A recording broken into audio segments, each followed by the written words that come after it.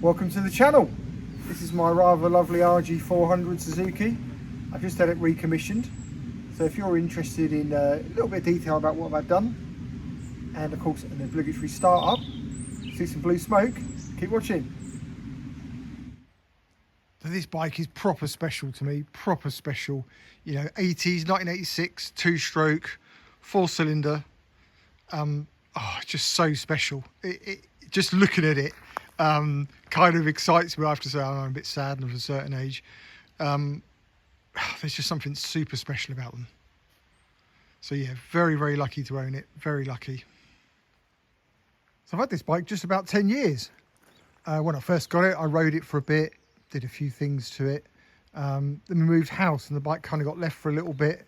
They don't like being stood, and so it needed a recommission really. The carbs needed cleaning and all that type of good stuff, and it turned out being a little bit more required than maybe I'd anticipated.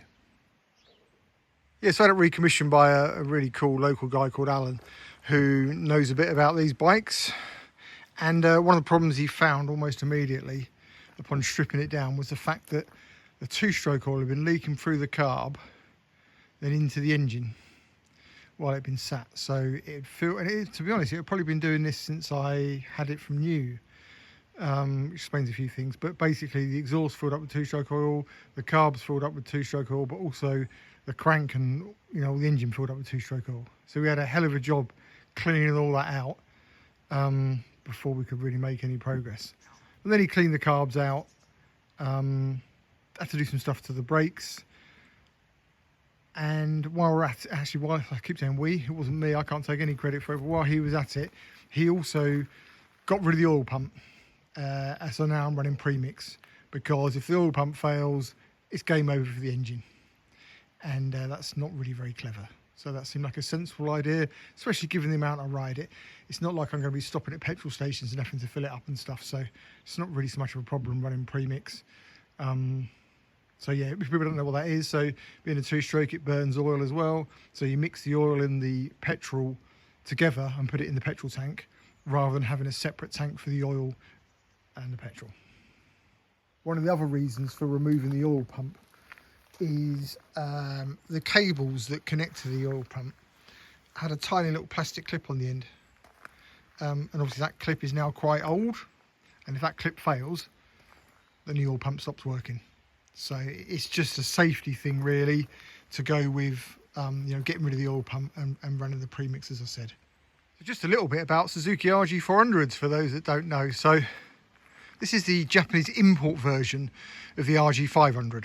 So basically the same bike, they look identical, but it has a smaller engine, smaller carbs, so a fair bit less horsepower. But it's based on the same bike. So this is a Japanese import. These were never available in the UK, but as I said, the RG500s were. So the difference is, as I mentioned, between the RG400 and the RG500 is the engine, which makes parts difficult to get, engine parts. So like the carburettor, I needed to get a rebuild kit for that, for Alan to do the rebuild.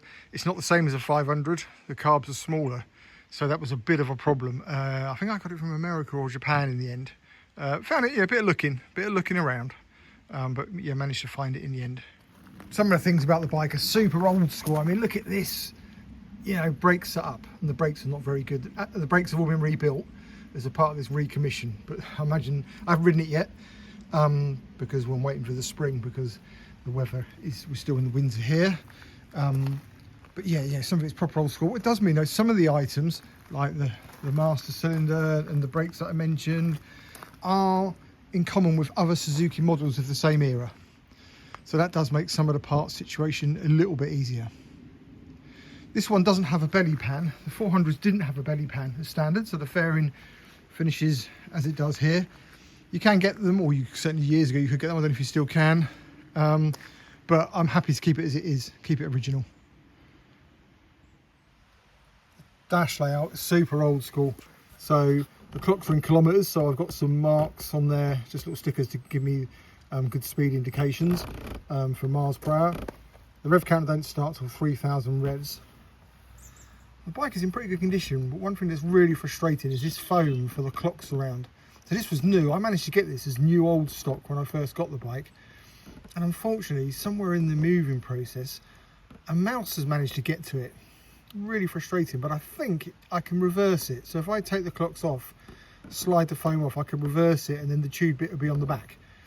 Yeah, really frustrating. There it is, the iconic 4 pipes coming out the back. Oh, it looks so dated, but it looks so awesome. That's what makes this bike what it is to me. Yeah, 4 cylinders. It's a square 4, so there's 2 cylinders, one in front of the other. One set of exhaust comes out the front, and one comes out the back. Awesome. You think what this bike was like in 1986 when these came out. 175 kilos, aluminium frame, full fairing, you know, drop bar, single seat cowl. These are things that were only just starting to appear on bikes. Yeah, one of the reasons what made it so special. So if you don't know about the history of the RGs, so essentially this is the road going version, and the 500 too, the road going version of the bike that Barry Sheen mostly raced. He mostly raced Suzukis. And at the time, Suzuki decided to make a road going version. It's actually not that similar to the race bike at all, but you know, you get the idea. Yamaha did the same with the RG500. They went for a V4 engine configuration, but that was the competition really. These two bikes came out, you know, this and the RD were out at the same time. I'll give you a walk around where I'll tell you a couple of the things that I have done to it since I've had it. And there we go, you can just see in there the carbs. The arrangement is apparently really complicated. Really complicated, there's a lot to it. When I first got it, the paintwork's all original apart from the top half of the fairing. So on the top half of the fairing, where these bolts are here is where the mirrors normally go, and the fairing was broken there on both sides. So I had a fantastic chap somewhere up north, can't even remember now, it's probably 8 years ago, repaired and resprayed all that. So I've gone without the mirrors now to reduce that kind of stress. I think I've changed the screen. I'm not sure why I put a tinted screen on it. If I did it again now, I'd put a clear screen on it so it was standard. I did get the brakes rebuilt. So they've just been rebuilt again, where it had been left standing. Some of the brackets there, you can see that I've had those powder coated. I don't think I touched the wheels. So I just did a few bits and pieces to it. I rode it on the road, took it to some classic shows. I rode it in the Oundle Sprint, which was a brilliant event where they closed off Oundle, which is, I think, Northamptonshire, closed off the town centre. And basically people rode bikes and cars up and down. Only lasted for a couple of years before it got killed off, but it was good fun. I think it was in the winter. I got a feeling it was December as well. But I took it to that, and yeah, I'll include some pictures of that as well. So now I've got it back. I've just got to ride it, but I've got to wait. It's going to be really painful waiting. I can't ride it this time of year. It's January here in Wales. The weather's okay. It's nice today, or ish today, but the roads are terrible, covered in salt and stuff. So there's no way I can take it out, so we're just going to have to be patient and have to wait. While we're on the Suzuki theme, when I picked this up, I dropped off Kate, my wife, who you would have seen if you know our YouTube channel, dropped off her Suzuki GT200 to have a quick little bit of work done to it. So hopefully over the summer we'll have some Suzuki two-stroke days out, and we'll be able to do some good videos of that. That is certainly the plan. I was just dropping a little quick bit about starting up Kate's GT before it went off. Why not? So just a little bit of bonus footage here. So my RG's come back from recommissioning, which means Kate's little GT200 is going off just to have a couple of little minor things done to it. So when this comes back, we will have 2 Suzukis all up and running. Give it a fire up, Kate.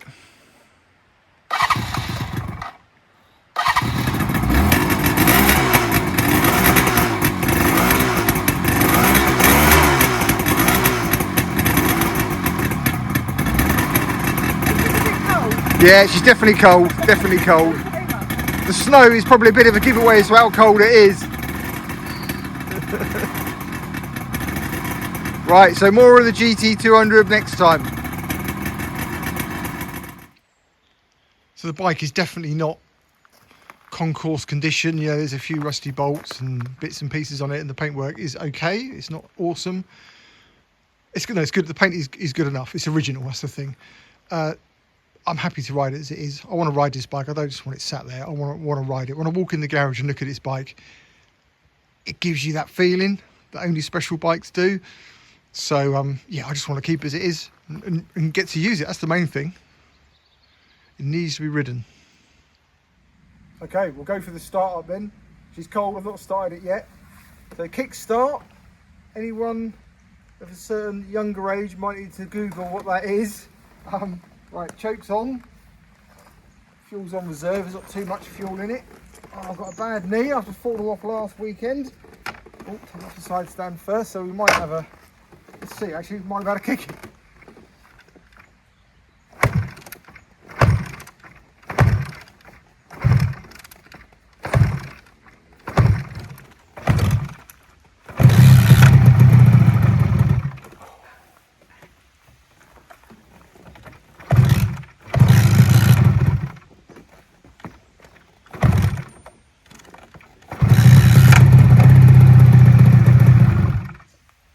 Think we might be short of fuel.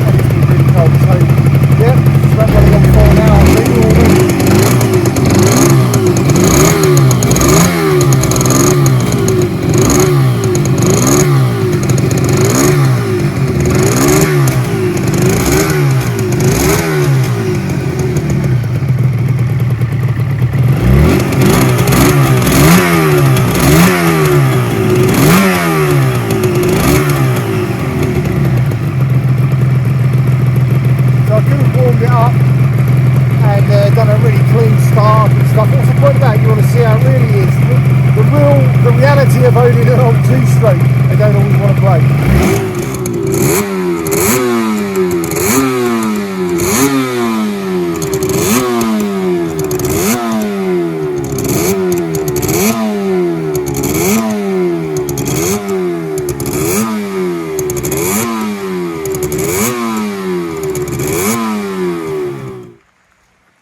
So there we go, that was short and sweet, but just a quick summary of the recommissioning really. If you want to see actually riding this in the spring and getting some proper use out of it, and also as I said, Kate on her Suzuki GT200 X5, then subscribe to our channel, that would be great. Ride safe, and we'll see you on the next one.